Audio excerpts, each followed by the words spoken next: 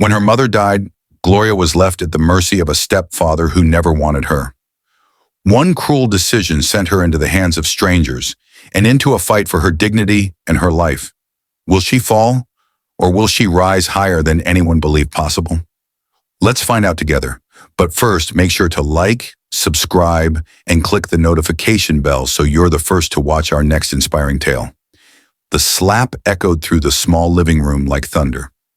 Gloria's cheek burned as she stumbled backward, her hand flying to cover the red mark spreading across her face. Paul stood over her, his eyes blazing with anger, while his two children, Mabel and Joshua, watched from the doorway with satisfied smirks.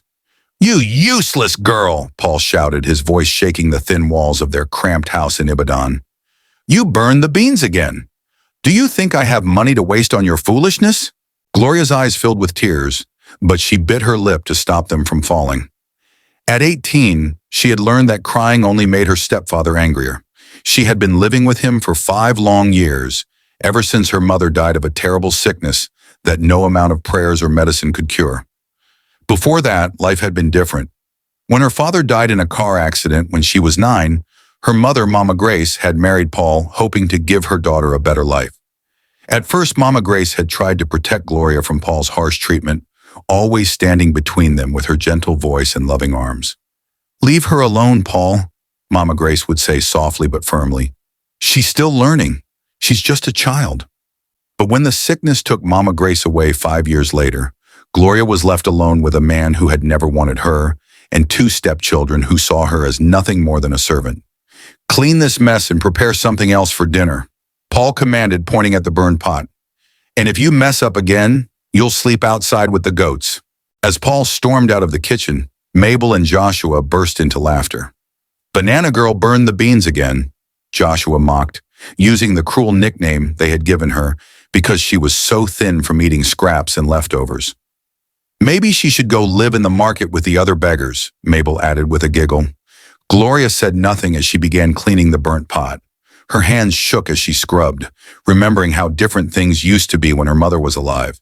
Mama Grace would hold her close every night and whisper, "You are special, my daughter. God has great plans for you." Now, as she watched Mabel and Joshua run outside to play while she worked, Gloria wondered if her mother had been wrong. Every morning, Gloria woke up before dawn to fetch water from the distant well, sweep the compound, and prepare breakfast. While Mabel and Joshua got ready for school, complaining about their uniforms and demanding better food, Gloria worked until her back ached and her feet were sore. "Why can't I go to school too?" she had asked Paul once, many years ago. His response had been swift and cruel. "School is for my real children, not for orphans who eat my food for free. You want education? Learn to cook and clean better." Paul stopped her from leaving the house except to fetch water or buy groceries from the nearby market.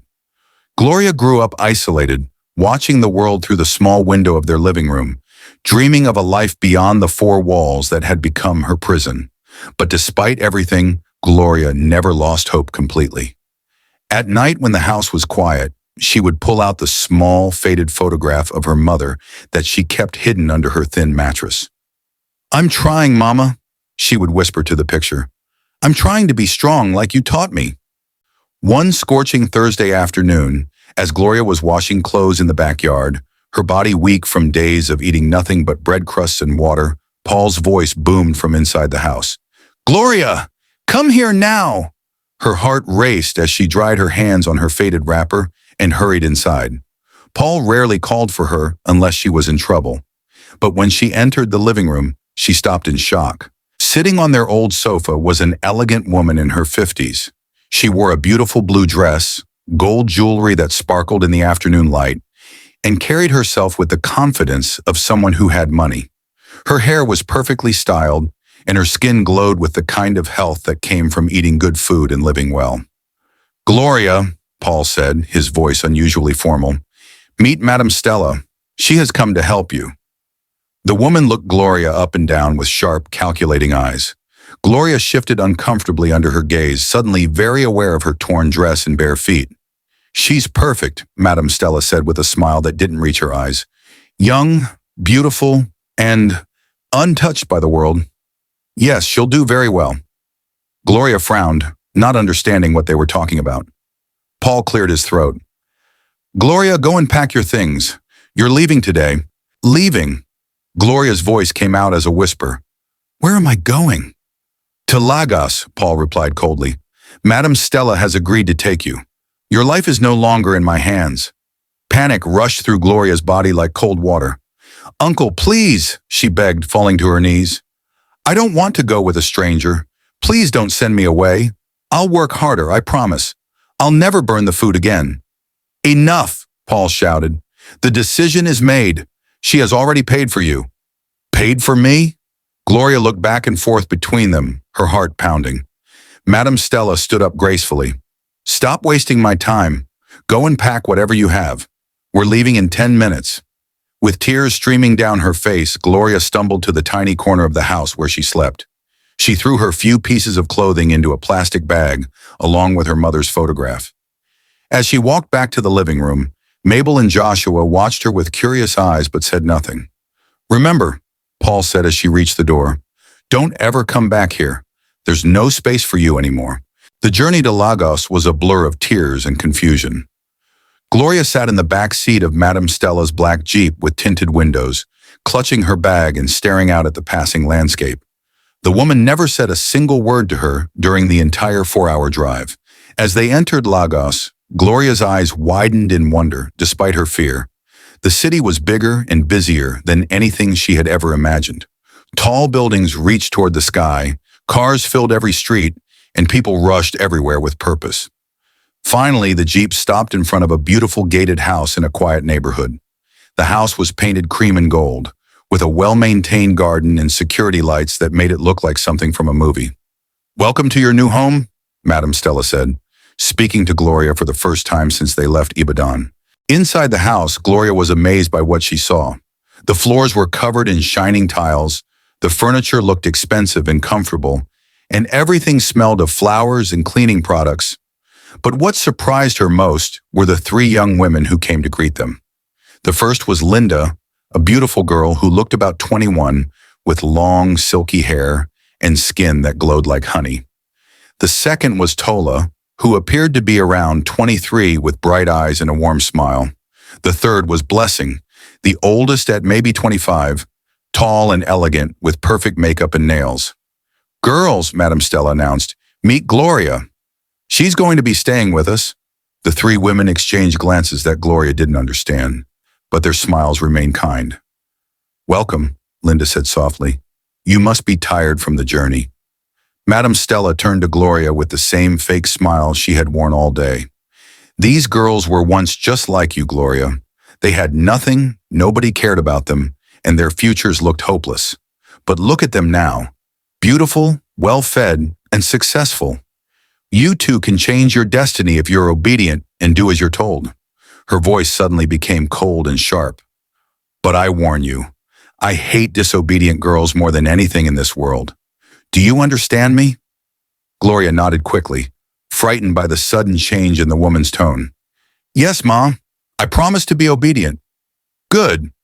Madam Stella's smile returned. Girls, take her to freshen up and give her some proper food.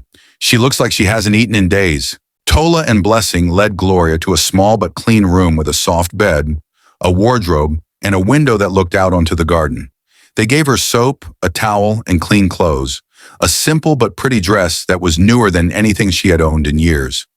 The bathroom is down the hall, Blessing explained gently. Take your time. When you're ready, come to the kitchen for dinner.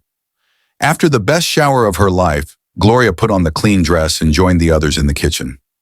Linda had prepared a feast, jollof rice, fried chicken, plantain, and vegetables that smelled like heaven. As Gloria ate, she couldn't believe her good fortune. This food is delicious, she said between bites. Thank you, Linda replied with a smile. I'm glad you like it. That night, as Gloria lay on the softest mattress she had ever felt, wearing clean clothes and with her stomach full for the first time in years, she looked up at the ceiling with tears of gratitude in her eyes. She felt hope and thought her life was changing for the better. Thank you, God, she whispered. You sent an angel to save me. Thank you for bringing Madam Stella into my life. But Gloria had no idea that the woman who had brought her to Lagos was no angel at all. For 10 years, Madame Stella had been running a cruel business.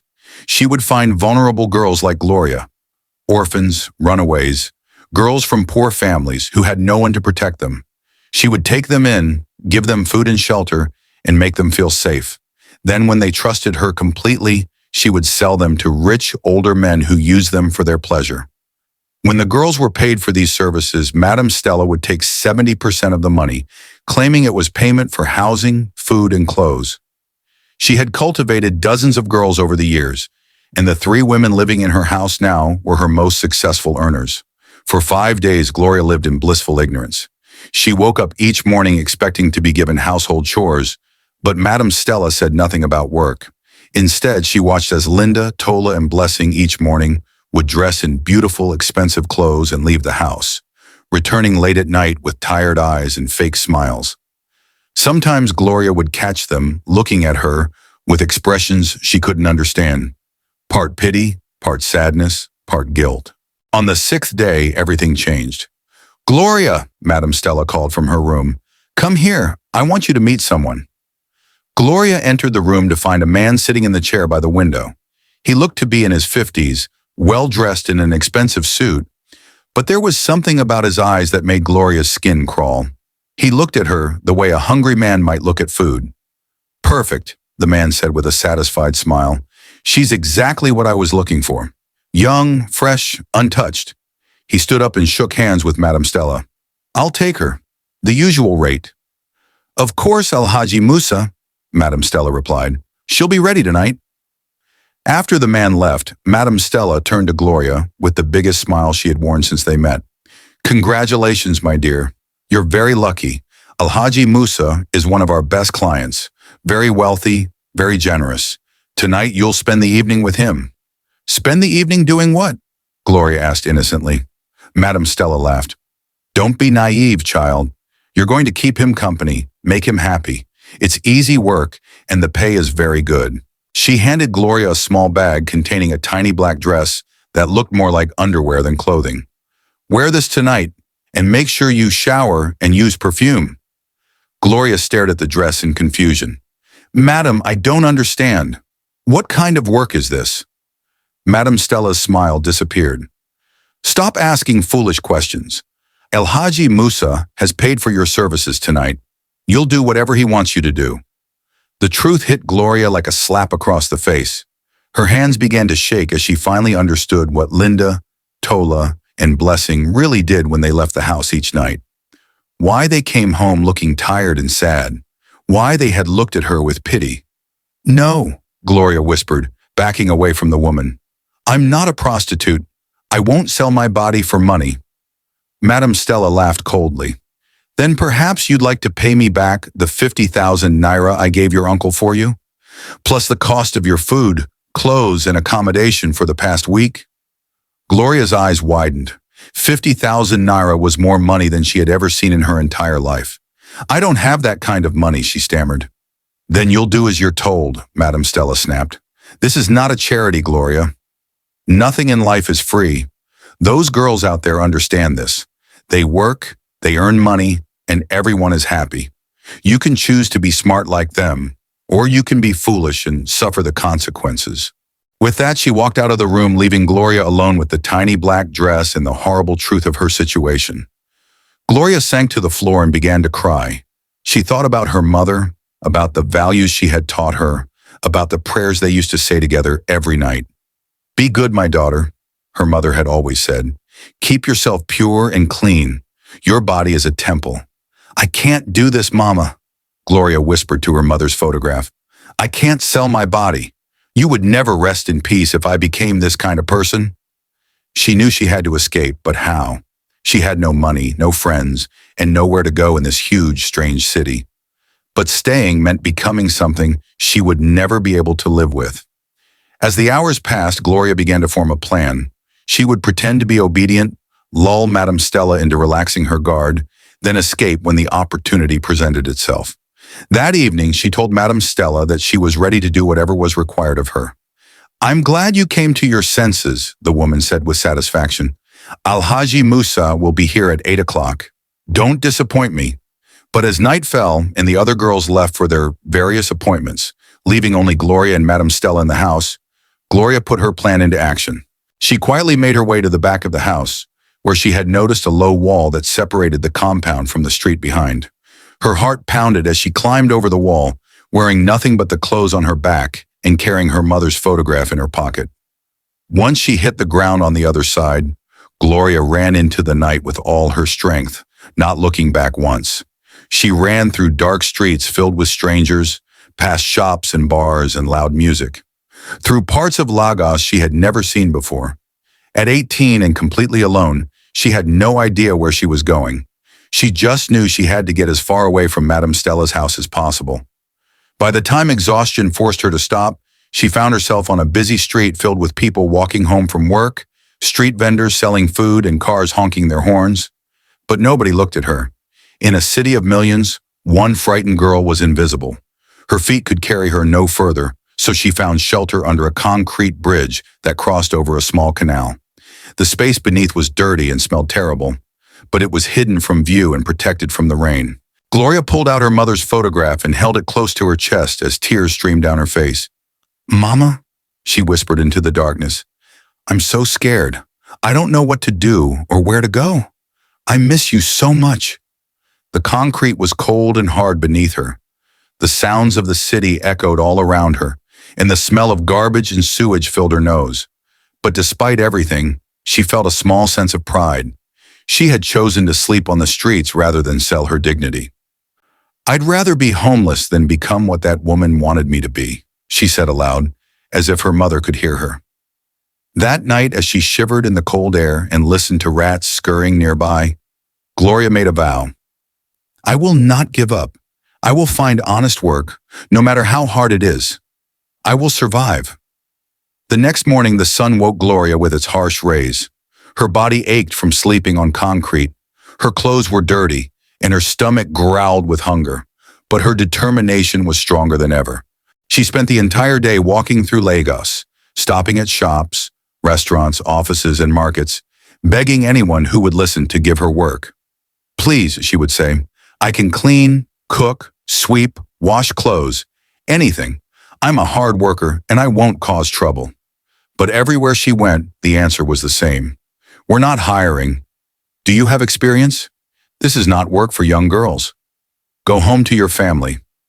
By late afternoon, her feet were bloody from walking in torn slippers. Her throat was dry from begging, and her hope was beginning to fade. Just as she was about to give up for the day, she came across an uncompleted building surrounded by construction workers. The men were mixing cement, carrying blocks, and building walls under the hot sun. They looked tired but strong, and Gloria noticed that they were making good progress on what would obviously be a beautiful building someday. Gathering all her courage, she approached one of the workers. "Please, sir," she said, "I'm looking for work. I can help carry blocks or mix cement or do anything you need." The man looked at her with surprise and a little bit of amusement. "This is not work for women, small girl. Go and find something suitable for your gender." "Please," Gloria begged, "I'm very strong. I can do the work. Just give me a chance." The other workers had stopped to listen, and some of them were laughing. "You want to carry cement blocks on your head?" one of them asked. "Do you see how heavy they are?" "I can do it," Gloria insisted. "I'm stronger than I look." Finally, one of the workers took pity on her. "Let me call the supervisor. If he says yes, we'll try you. But if you can't keep up, you'll have to leave immediately." A few minutes later, a tall, serious-looking man in a hard hat approached them. This was Mr. Adebayo, the site supervisor, known for being strict but fair. "What's going on here?" he asked.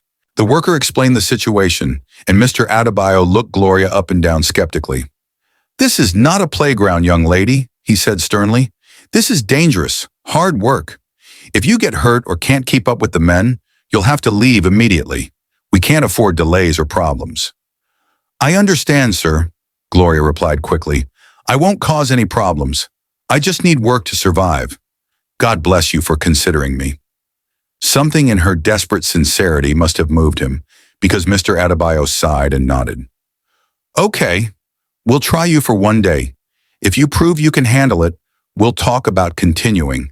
But the moment you become a liability, You're gone."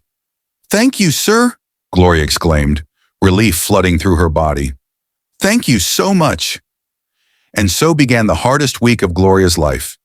Every morning she arrived at the construction site before dawn and worked until sunset. The sun beat down on her mercilessly, turning her skin darker and causing her to sweat through her clothes. She carried heavy blocks on her head, mixed cement with her bare hands, and helped wherever she was needed. Her back ached constantly, her hands became rough and calloused, and her body felt like it was breaking apart piece by piece. But she never complained, never asked for breaks, and never showed weakness in front of the men. The workers watched her with growing amazement and respect. "This girl is stronger than some men I know," they said to each other. "She never complains, even when the work is hardest. She has the heart of a warrior." Gloria ignored their comments and focused entirely on her work. She knew this was her only chance to prove herself, and she couldn't afford to fail. One week after she started, a sleek black car pulled up to the construction site. Out stepped a handsome young man in an expensive suit, wearing designer sunglasses and a gold watch that probably cost more than most people made in a year. This was Michael Okafor, one of Lagos's youngest and most successful entrepreneurs. At 24, he owned a technology company that was revolutionizing business across Nigeria, and he was the one paying for the construction of this building, which would become his new corporate headquarters. As Michael walked around the site inspecting the progress, his eyes fell on Gloria, who was carrying a heavy block on her head while trying to keep her balance. He stopped and watched her, frowning with concern. "Supervisor," he called to Mr. Adebayo. "Come here." Mr. Adebayo hurried over, worried that something was wrong. "Yes, sir." "Who is that girl?" Michael pointed at Gloria. "Why is she doing this kind of work?" "She came here last week begging for a job, sir," Mr. Adebayo explained. "I was skeptical at first, but she's proven to be one of our hardest workers. Very reliable, never complains." "But this is not appropriate work for someone her age," Michael said, his frown deepening. "It's dangerous and too physically demanding. She could get seriously hurt." "She insisted she could handle it, sir, and so far she's proven herself right." Michael shook his head. "No, this is not right. Call her over." Mr. Adebayo signaled to Gloria, who carefully set down the block she was carrying and hurried over, her heart pounding with fear. Was she about to lose her job? "What's your name?" Michael asked gently. "Gloria, sir," she replied, keeping her eyes respectfully lowered. "Why are you doing this kind of work, Gloria? Where is your family?" "I have no family, sir," she answered honestly. "I have no choice but to work to survive. Please don't send me away, sir. I need this job." Michael studied her face, seeing the desperation in her eyes and the determination in the set of her shoulders. Something about her reminded him of his late mother, who had worked multiple jobs to support him when his father abandoned them. "This is not the right kind of work for you," he said firmly. "You're too young for such heavy labor." "Please, sir," Gloria begged, falling to her knees. "I can work harder. I'll do anything. Just don't take away my job." Her desperation moved him deeply. After a moment of thought, he made a decision that would change both their lives. "Get up," he said gently. "I'm not taking away your job. I'm giving you a better one. Can you cook?" Gloria looked up at him in surprise. "Yes, sir. I can cook very well." "Then come with me. I have a position for you in my home." The construction workers watched in amazement as their hardest-working colleague climbed into the back of a luxury car with one of Lagos's most eligible bachelors. Gloria herself could barely believe what was happening as they drove through the city toward what she assumed would be another job as a servant. But when they arrived at Michael's mansion in the exclusive area of Victoria Island, Gloria's jaw dropped. The house was like something from a dream. 3 stories tall, with a swimming pool, perfectly manicured gardens, and security guards at the gate. Inside, the house was even more impressive. The floors were covered in marble, expensive artwork hung on the walls, and everything gleamed with wealth and good taste. A uniformed maid brought Gloria a hot meal, the first real food she had eaten in over a week. As she ate, Michael sat across from her in the dining room, studying her quietly. "Can you really cook?" he asked when she was finished eating. "Yes, sir," Gloria replied confidently. "I won't disappoint you. The kitchen is through that door. Show me what you can do."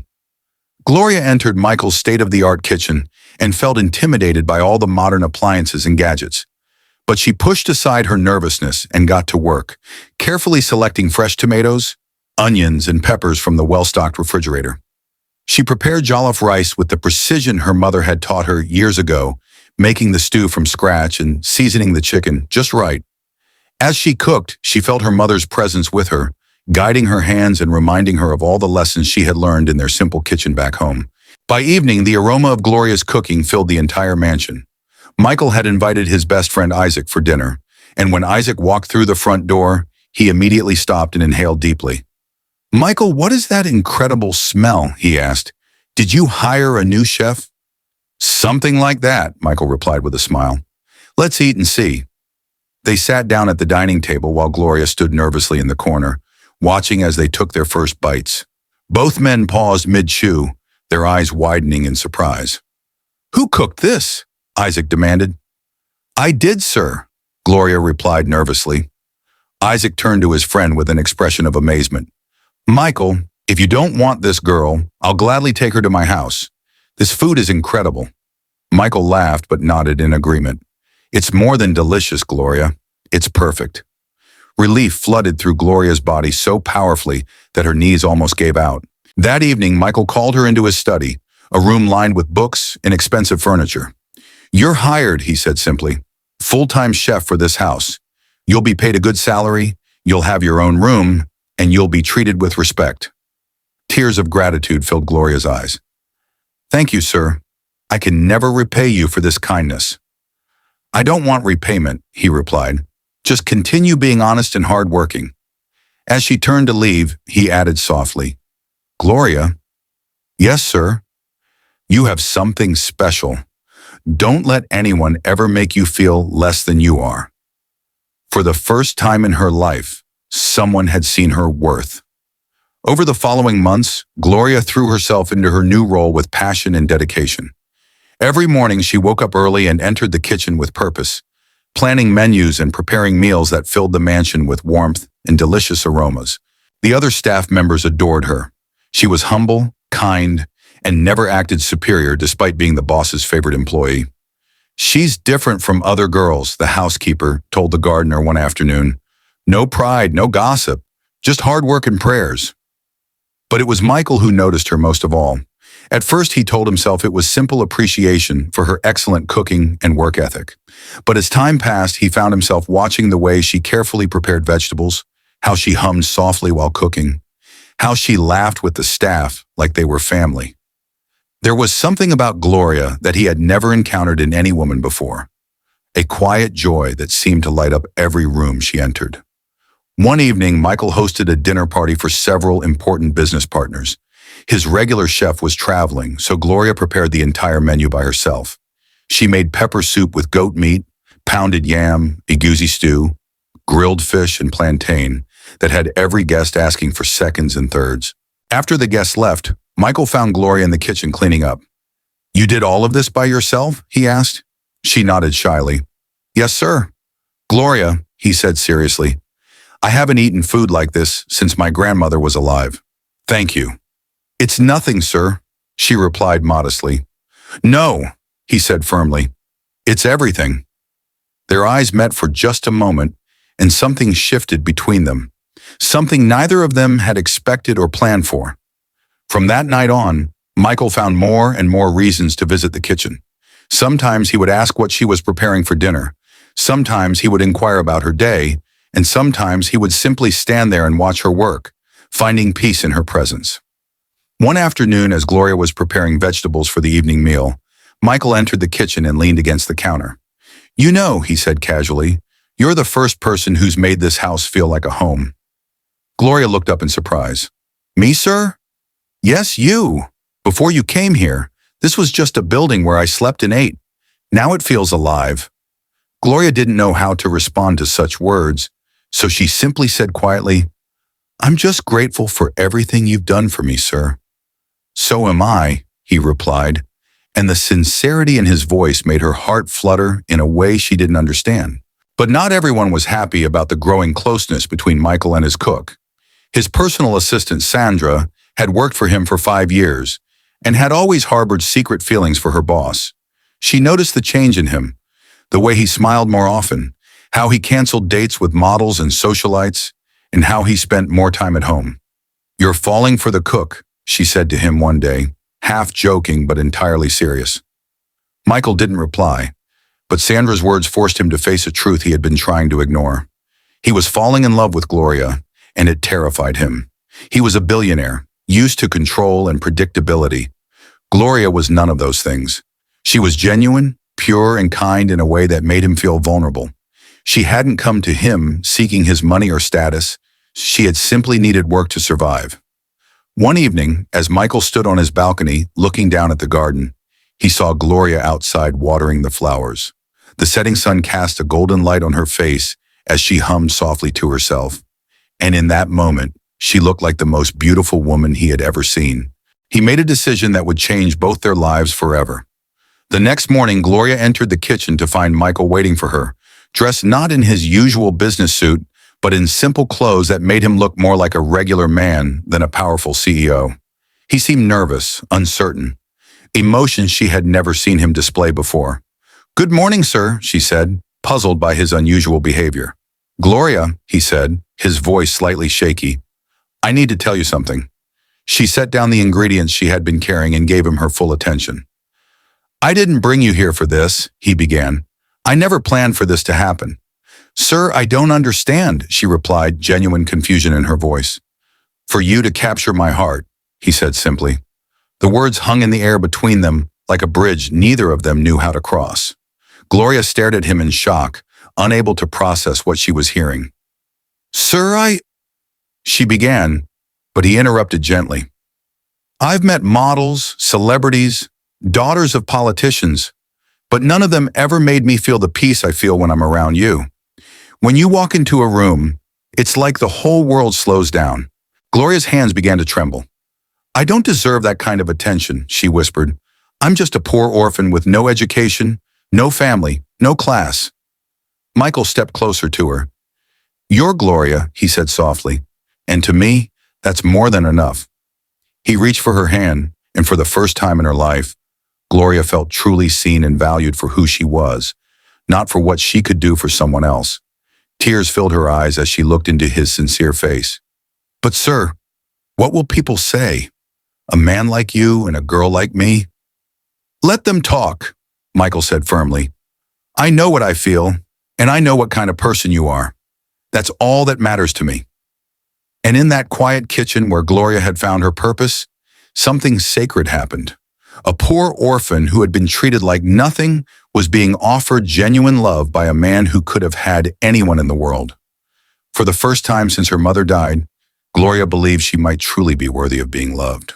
Their courtship was gentle and respectful. Michael took time to know Gloria's heart, her dreams, and her fears. He learned about her childhood with loving parents, the pain of losing them both, and the strength that had carried her through the darkest times. Gloria, in turn, discovered that beneath Michael's wealth and success was a kind man who had worked hard for everything he achieved, who missed his own mother terribly, and who had been searching his whole life for someone real in a world full of pretense.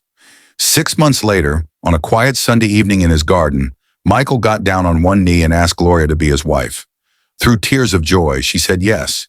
The engagement announcement sent shockwaves through Lagos society. Newspapers and blogs buzzed with speculation about the mysterious girl who had captured the heart of one of Nigeria's most eligible bachelors. "Who is she?" they asked. "She's not from any known wealthy family." He must be under some kind of spell, but Michael faced every criticism with pride and confidence. At charity events and business functions, he held Gloria's hand and introduced her to anyone who cared to listen.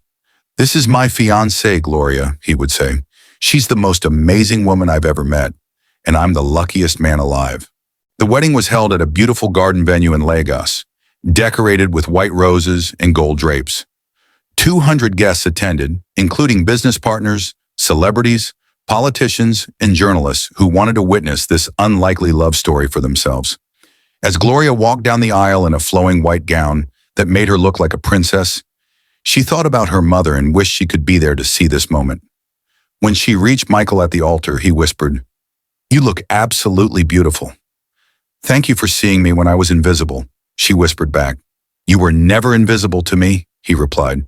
You were exactly what I was looking for, even when I didn't know I was looking. When the pastor pronounced them husband and wife and they kissed for the first time as a married couple, the crowd erupted in applause. But hundreds of miles away in Ibadan, Paul sat in his small, dusty living room, staring at the old television with his mouth hanging open. The news anchor was announcing the top story of the day. Billionaire businessman Michael Okafor marries former homeless orphan Gloria Daniels in what's being called the love story of the year.